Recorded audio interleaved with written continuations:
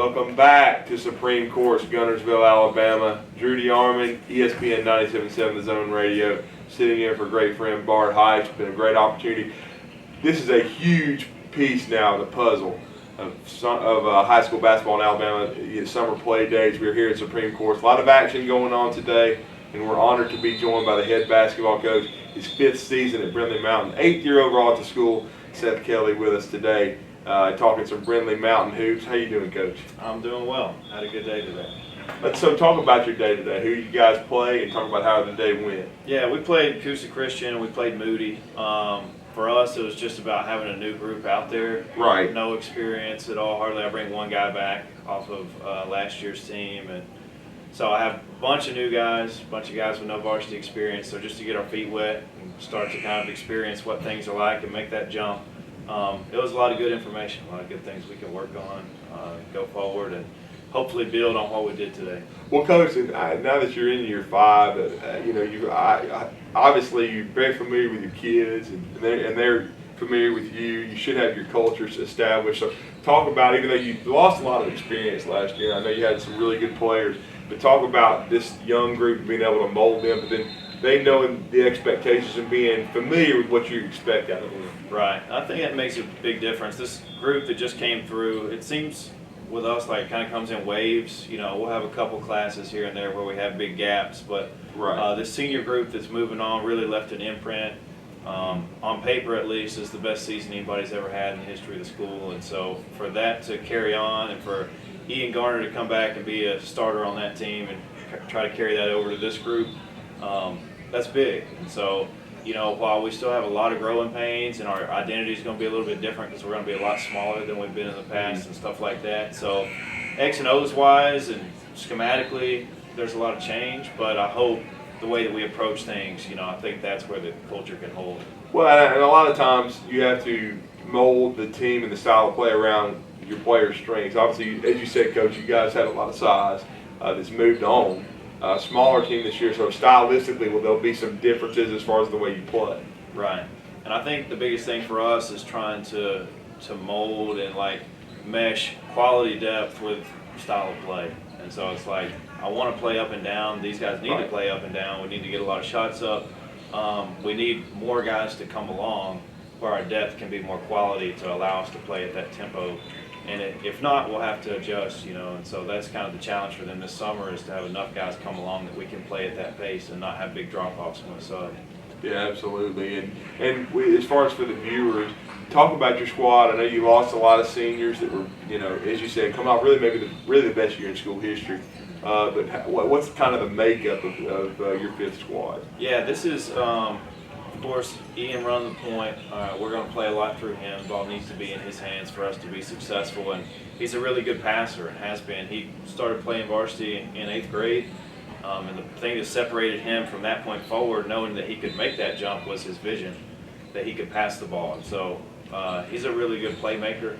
So we need to play through him. Everybody else needs to come along, spot up, catch, ready to shoot.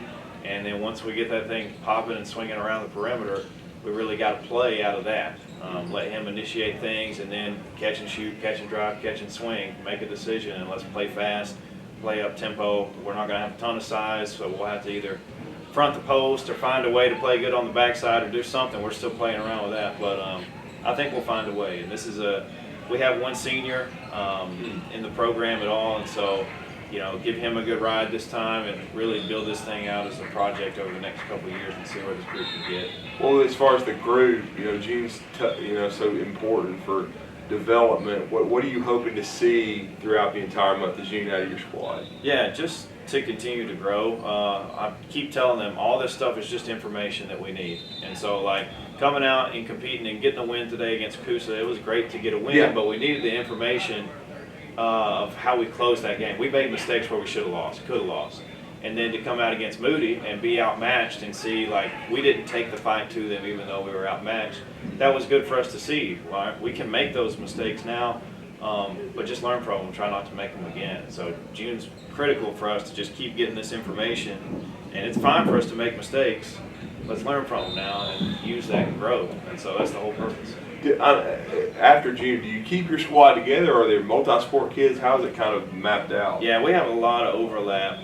So Right. we have a lot of multi-sport kids, and so it's tough in July to keep it rolling or whatever. But to the best of our ability, and those that can, and the way that we can schedule it, with football and whatever else, we'll keep them together as much as we can. Try to get this thing rolling and building all the way. And that's what I keep telling them. Like, it's June, but we're playing for February. And so February is a long way off. We need to make the most of each step along the journey there until we get where we need to be. And so I know this is when they restructured areas this year, and so talk about, did your area change? How's that setting up for you going into the season? Yeah, it changed a little bit. We had Holly Pond move down to 2A, and so Vinemont is stepping back into the area. They were part of our area a few years ago, and so it's us, JV Pennington, Susan Moore, and Vinemont. And us and Susan Moore have played in the area championship the last 2 years. They return a couple of key players, so you would imagine they'd be the favorites coming in. But I think we stack up okay, and we'll be in a good position to compete as long as we continue to improve through February. And what are your expectations for this? Well, I know a lot of youth, as you said, but you got your point guard back, which is big, kind of the head of the snake there.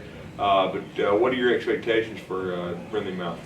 Yeah, I mean, I expect us to be a solid program, guys that know what they're doing, guys that carry themselves the right way.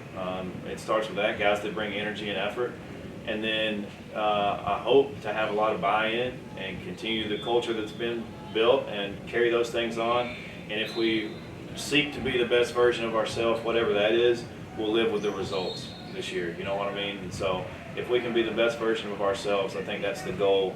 And let's see where that takes us this time, and then look forward to the next year after that and see what happens then. Well, year 5, Seth, Kelley doing a great job. Brindlee Mountain Lion basketball. And we're really looking forward to you guys taking the floor coming up in late October, early November. But we hope you have a great rest of June. Keep getting the kids healthy and some success here, more success at Supreme Courts. I know in Gunnersville, Alabama. We appreciate you coming. And we appreciate your kids competing. And thank you for joining us today. Oh, yeah. It's awesome. We love it here. Thank you. Appreciate it. Appreciate it. That's good.